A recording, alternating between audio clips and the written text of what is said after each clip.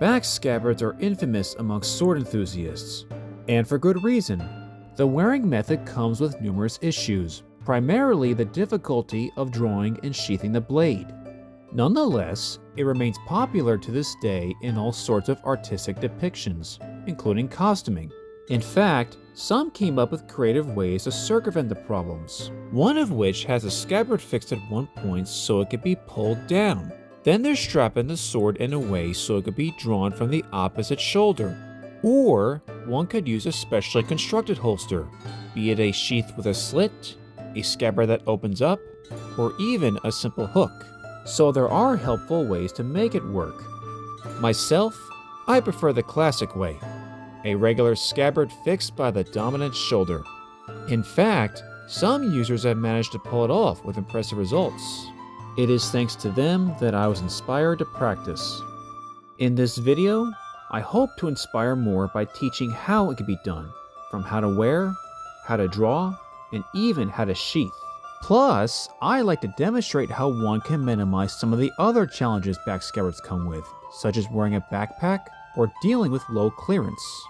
Now, keep in mind that I'm not arguing that it's realistically practical or that I know better than our ancient ancestors. This is just for story ideas or anything recreational such as cosplay or LARP.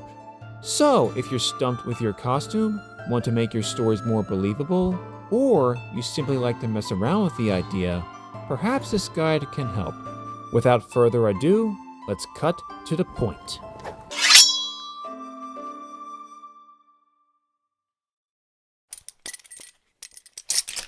While this may seem trivial, it's important to make sure that your weapon is well fitted to your body.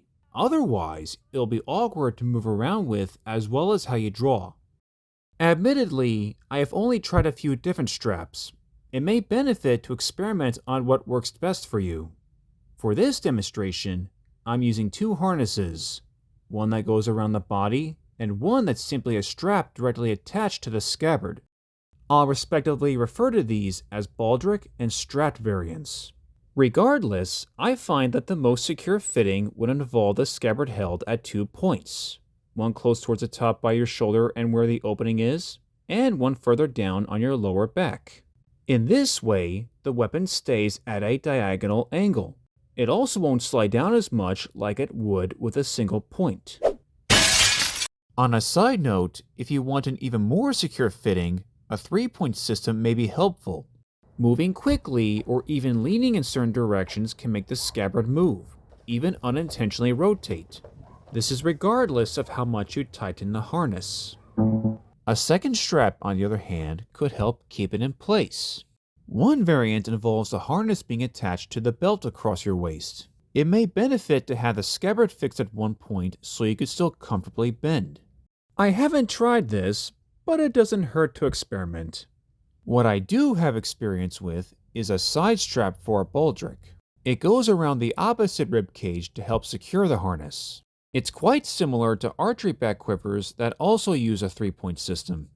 There's even a user who crafted one for both his quiver and scabbard, so it might benefit you to check him out. As for my harness, while I sadly haven't found a sword baldric that uses this, I have improvised by attaching a string to mine. It feels a bit awkward as it wasn't designed for it, but it ultimately works. So even if you can't find a harness with a side strap included, you can add one. With all that said, these ideas are optional. They aren't required for casual occasions like walking around. In a pinch, you can simply hold either the strap or the bottom of the scabbard to keep it steady. In addition, like with back quivers, rotating the weapon around can help in certain traversal scenarios. More on this later. With that digressing out of the way, besides the harness, there's also the matter of how you position your scabbard. To begin with, don't angle too outwardly. It would make it more awkward when walking around tight spaces. Don't wear it like this guy, it'll be a nightmare. Instead, keep the scabbard at a tight angle with the tip just barely visible from the front. Second, have the hilt near your head. This will give you more reach to work with.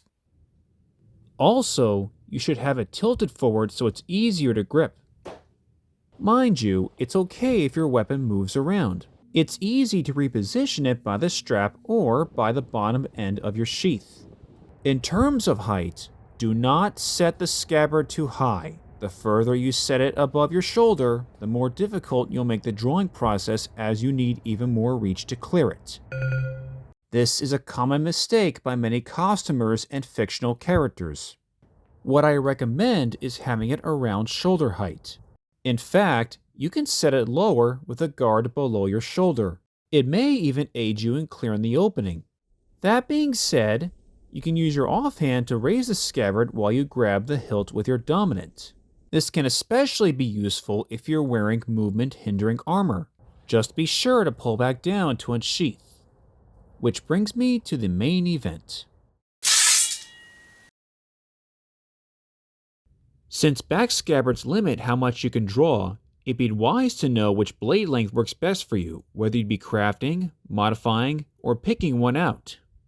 Essentially, it boils down to your arm's reach and flexibility. From what I've experimented, the simplest way to test how much you can pull out is by using a measuring tape. Hold the case with your drawing arm. Grip the hook with your opposite and place it where your scabbard's opening might be. Now pull the case away.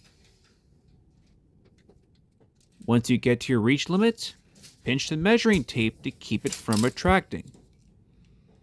Upon seeing how many inches you can draw, you should have an idea as to what blade you can work with. One important thing to note is that you could extend your reach slightly. A common mistake I see in things like media depictions and costumers is that they don't use their maximum extension of their arm. For one, many don't fully straighten their elbow. The reason this happens is because they keep all fingers tightly clenched on the hilt. Since the human wrist can't move back very much, their elbows remain bent. This limits their reach as they can't straighten their arm out. Do something! Gah! Another issue is that many don't pull away once they reach their maximum height. They just pull upward.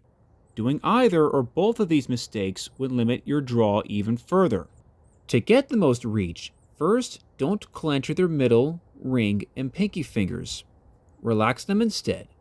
You only need your index and thumb for secure grip. In this way, you can fully straighten your arm as the blade will angle parallel with it. Second, when you reach your maximum height, pull away to the side or forward. This will help you get a few more inches out. While I'm perfectly capable of needing only one hand, you may also benefit in gripping the scabbard with your other to prevent it from pulling up.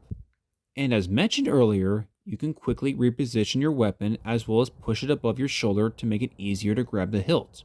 Just make sure that you pull the scabbard back down. And again, make sure that you're using your full reach by straightening your arm as well as pulling away. If you follow all the above steps correctly, you should successfully draw.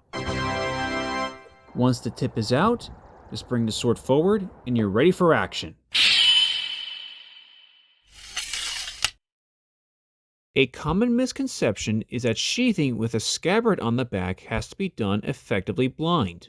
Unless it's directly behind your head, you should see the opening by looking over your shoulder. All you need to do is line the tip in. To do that, just apply the steps of drawing, but in reverse.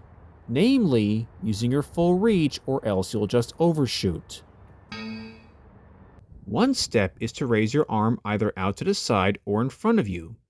Another is to ease the grip of your bottom 3 fingers before flipping the sword so it is parallel to your arm. You can do these 2 steps in any order. In fact, you can do them at the same time, with you starting to bring your weapon flush against your arm as you raise. Regardless of how you do it, this should bring the tip by the scabbard's opening. Next, look over your shoulder to see where the tip is. Carefully angle until you line it in the opening. If you still find yourself struggling, one thing you can do is guide the blade in with your other hand.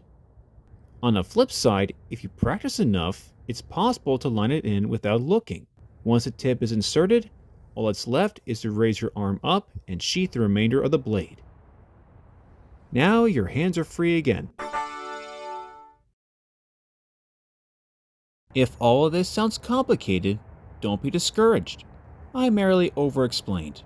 In practice, it's actually pretty easy. It just takes some fiddling and experimentation to get down.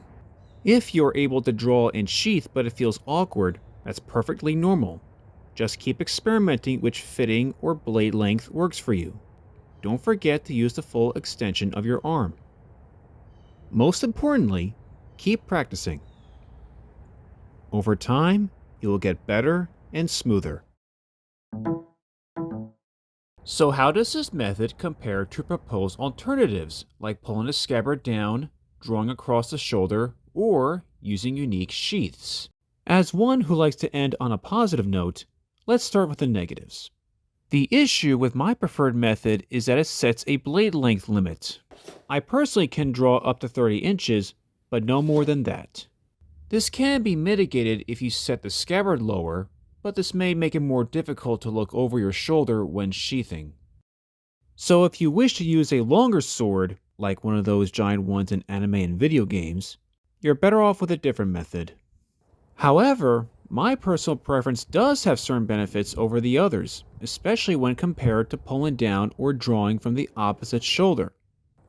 While being able to move the scabbard around to aid in unsheathing can be useful, it can feel messy with it jostling around. Granted, it can be minimized if tucked into the belt across your waist, but it can still feel awkward. The more secure fitting with this method, on the other hand, keeps the weapon from swaying as much, and drawing from there is cleaner in my opinion. Not to mention, unlike with the opposite shoulder method, I can easily use my offhand to steady the scabbard whilst grabbing the hilt with my dominant. As for specially made alternatives, while they can be useful for very long blades or for those who struggle, you need either two things. One, you'll have to craft a special holster, which adds more complications. Or two, you would have to modify and essentially ruin a perfectly good sheath. It also wouldn't be realistic for a real blade to be exposed to the elements. My preferred method doesn't require accommodations. I simply use an existing scabbard, and personally, I think it looks more impressive drawing and sheathing this way, as you're relying on your reach and flexibility instead of cheating. Then again, choosing a shorter blade could also be considered that, so who am I to judge? Pick your cheat. It especially should be noted that my makeshift harnesses and sheaths are rather shoddy, so please don't dismiss the alternative methods. I highly suggest you check out those videos, as they are just as helpful as the ones using the classic method.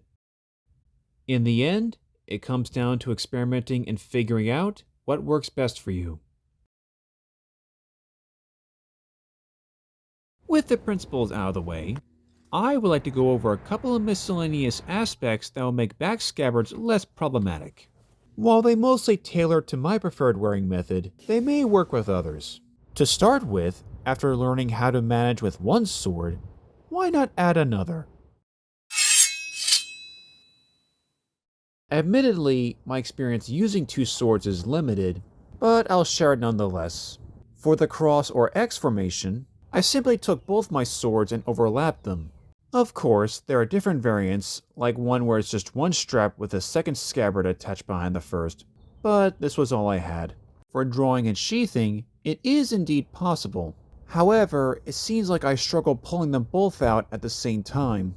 It's easier if I do one before the other first. Again, I didn't practice this as much, so perhaps it can be improved. It may be best to use shorter blades. I personally don't like this wearing method anyway, as it makes it more difficult to navigate. As for wearing on the same shoulder, it does feel more comfortable as I only have one side to worry about when getting around. I can also grab both scabbards with just one hand. The drawing, however, is tricky. With how my scabbards are strapped, they aren't flexible to do a cross-body draw, so I can't pull out with my other arm. This may be where using a more loose yet flexible strap design may come in handy. That being said, it is easier to simply draw both out one at a time with just one hand. Just be aware that handguards that are square or round may overlap, so you may accidentally pull the other blade out. A third way to carry two swords is to have one at your hip. Whether it's on the same side as your drawing arm or across from it, you should be able to pull out both weapons. What I find much more useful than a second sword, however, is a place to store items. While a sword can take up space, it's actually still possible to wear a backpack alongside it. One way is to simply wear a standard one over your scabbard. In my experience, it actually doesn't feel all that awkward or uncomfortable. Quite the contrary. Then again, your mileage may vary. My grievance with it, however, is that to remove the weapon, you'd first have to take off your backpack, making it 2 steps. There's also the aesthetic aspect of the scabbard being covered up, but ultimately, it works. What I find more comfy and appealing though is a diagonally strapped bag that sits beside the sword. And I'm not referring to those tiny crossbody bags. There are backpacks like this one that are decently sized and work perfectly. It allows the scabbard to be fully visible and you're able to remove the weapon whilst keeping the backpack on. Thus, the configuration is cleaner this way. The bag does rotate if you jostle around, but again, you can either use a side strap or simply hold on to it. It may even be useful as you can conveniently access it on hand. Granted, it may not house as much as a traditional backpack, but I'm sure you can drop off items in your car, at a hotel, at a campsite, or any other place. In the end, you can't go wrong with either option. Regardless of what backpack you choose, you should still be able to draw your sword. Although, if you want to use different sheaths, it will be counterintuitive to use a standard backpack since the straps get in the way. Your best bet will be a crossbody variant. And just to throw this out there, while he's not particularly fond of backscabbards, Scalagrim offered an interesting solution. One could attach the scabbards to the sides of a backpack where it could be dropped to help unsheath the blade. Speaking of things falling down, if you have a loose scabbard and wish to pick up a coin you found, there is a chance that your sword could fall out upon bending over. No! To prevent that, you can simply crouch down. This would prevent the weapon from tipping over your shoulder. It also looks more dignified this way. If you wish to lean over regardless, you can simply tilt the scabbard back or rotate it around. This can keep the sword from falling out. In the end, it depends on your angle. In fact, this will be a reoccurring theme going forward. Like with the next one. What is this? A center for ants! Low ceilings, low hanging branches, and the like can ruin your LARP event as they can make it more difficult to traverse landscapes or draw your sword. Thankfully, there are simple solutions to this. For getting around, you can either simply lean forward in advance or rotate the sword around your body. Either way, this should reduce the chance of getting caught on things. As for drawing under low clearance, it's actually very simple. Just angle the sword forward. Either tilt the scabbard over your shoulder or hunch over as you're drawing the blade. So if an enemy tries holding something over your head, like a piece of cardboard, use this easy trick. Regarding foes that stand before you, while the best time to arm oneself is well before a fight, it's important to know how to do so urgently. Thankfully, the technique where you draw as you hunch forward or tilt the sword over your shoulder will help you get ready. It also may benefit if you tug the scabbard down as well as step back to give you some breathing room. And if you do this fast enough, the momentum and gravity should help speed up getting the blade out and point it at the enemy. That's good.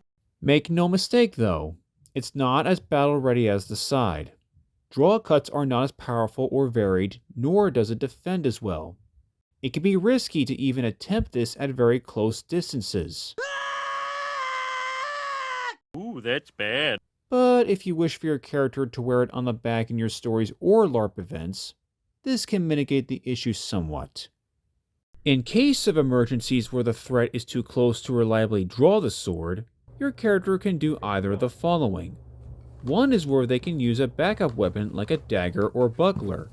The other is where they can use their bare hands to grapple and fight back. That's good. Now, of course, both of these measures are risky. That's bad. But unless if you can move away or draw in time, they're your best options. One way or another, it's worth trying to defend yourself rather than not trying at all. Besides responding to what lies ahead, it's also important to be wary of what lies behind. Yoink! Yoink. Yoink. With the sword behind you, it has the potential to invite someone to snatch it right out of the scabbard. Thankfully, this is unlikely to happen in casual outings like costume events, so I wouldn't worry too much in that regard. But for the sake of role-playing or writing stories, you should take precautions. A true warrior would manage their blind spots after all.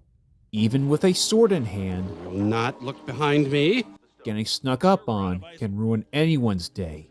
Sorry about that. Just To prevent this from happening, one thing your character can do is walk amidst a public crowd, where any nefarious activity could risk having bystanders intervene. Even better is to be accompanied by family, friends, anyone you trust. Should the evil robber attack, your loyal pals will cut him no slack.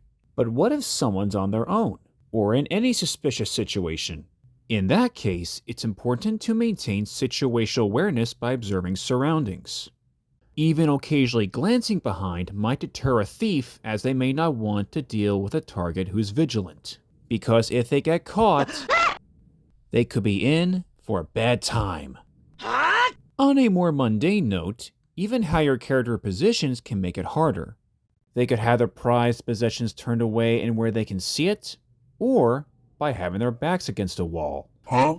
Even if a thief manages to grab hold and start drawing, it can still be stopped with a stylish thwart of theft.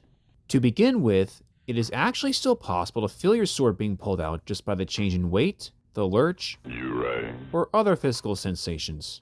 You may also hear it being drawn, whether it be metallic, wooden, leathery, or foamy.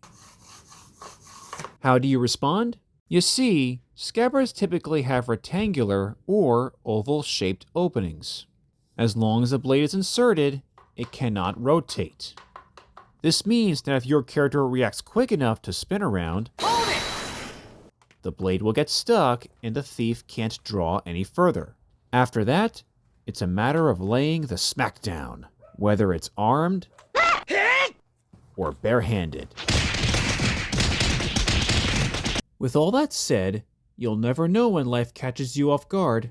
Even if the issue is less probable, it's still possible. And besides theft, someone could grab hold of your scabbard and pull you around. Sure, there are other places for them to hold on to, such as clothing, hair, or any body part. And there are numerous ways for a foe to strike from behind, but a potential weakness is still a potential weakness. You can mitigate these issues somewhat if you rotate the sword around to have it resting on your shoulder, but it can hinder drawing.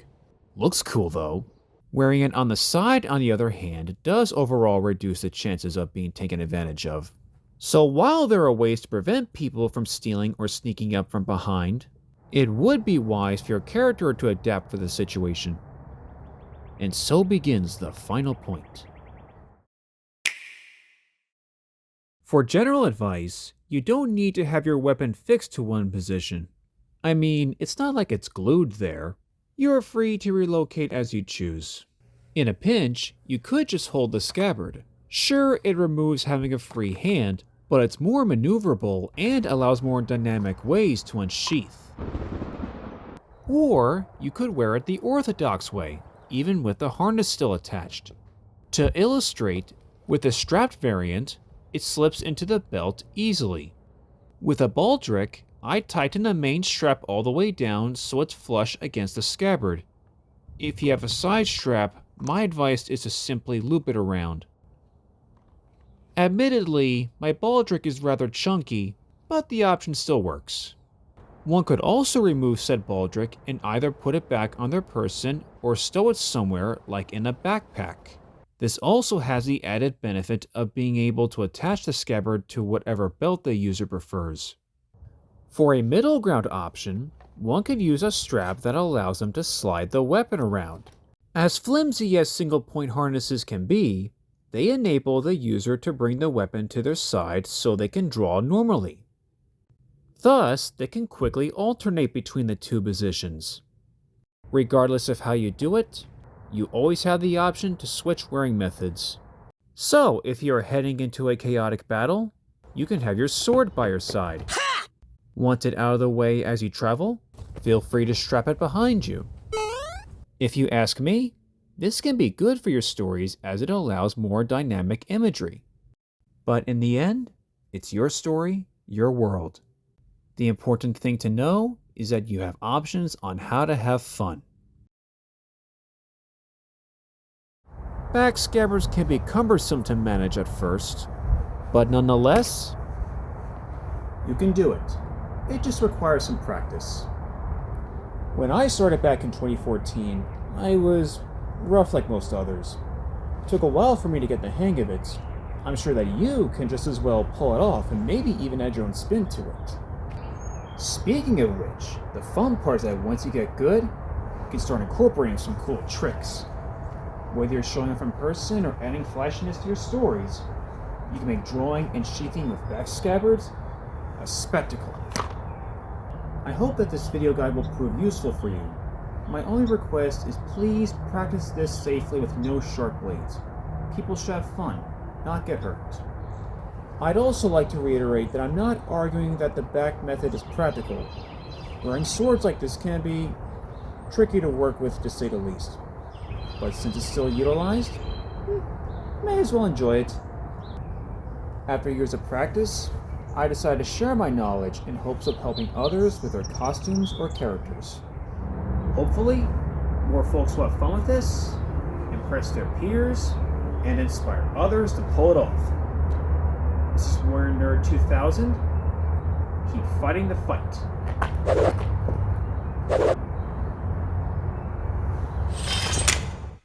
Show's over.